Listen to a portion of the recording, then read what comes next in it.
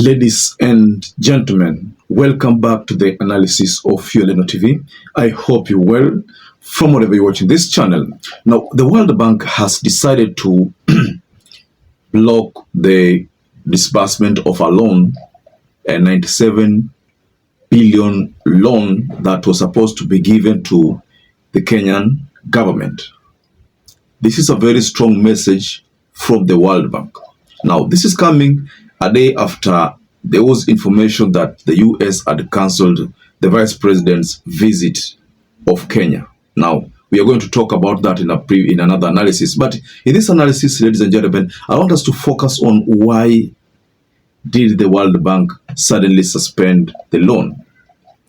Of course, they are talking about certain regulations which are supposed to be prepared, the conflict of interest bills and the like.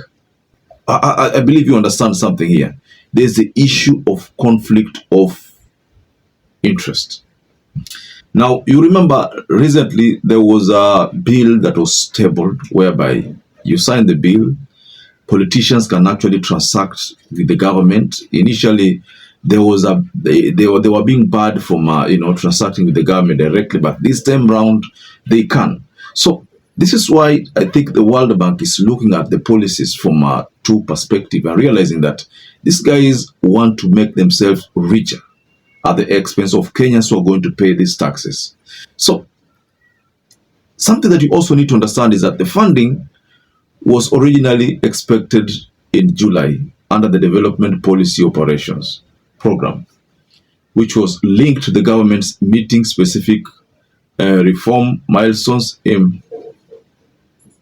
Now, beside the conflict of interest bill, Kenya had committed to consolidating public finances under a single treasury account and automating government procurement to reduce bid rigging, insider dealings, and collusion in state contracts. The treasury had factored in the World Bank funds in this financial year, but will now face a budget deficit. If the World Bank does not release these funds as expected by the Treasury, there is going to be a financial deficit. It means the government will be forced to suspend certain services. This is just a case of what we experienced last year with the Gen Z's demonstrations, whereby the government had to, introduce some supplementary budget or had to scale down on some of the things it had planned, the development projects. Why? Because the budget had been changed. Reason being, Kenyans demonstrated against the Finance Bill 2024-2025. So we have the 2025-2026 one, which depends on this 97 billion loan.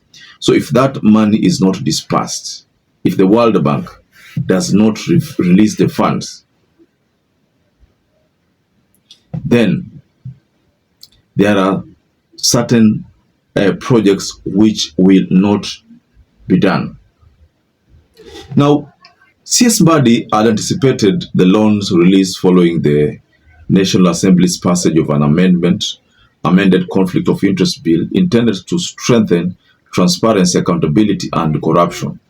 To sum this whole story up, World Bank suspects a lot of malpractice.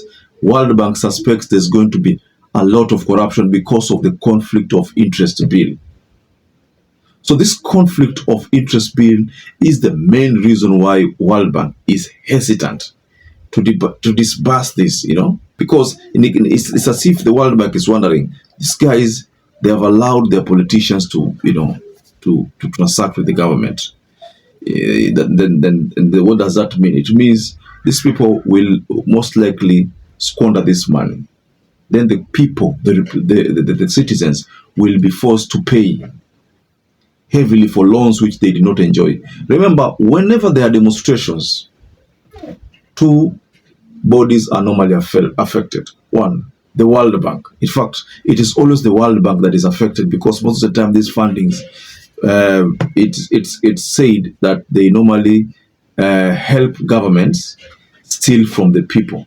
So that is the main reason why World Bank is hesitating to release these funds until the government of Kenya does some corrections on the bill the conflict of interest bill. But according to Mbadi, this conflict of interest bill had already been adjusted and signed. It was just waiting a process, I think, of presentation or something of that sort. But the World Bank has totally declined. So the message being sent here, ladies and gentlemen, is that World Bank suspects money is normally being lost in these tenders.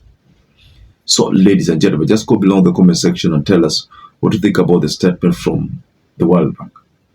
Perhaps if you're watching this video and you've not subscribed, take 1 second and subscribe, like this video. Until you catch up again, stay safe and stay blessed.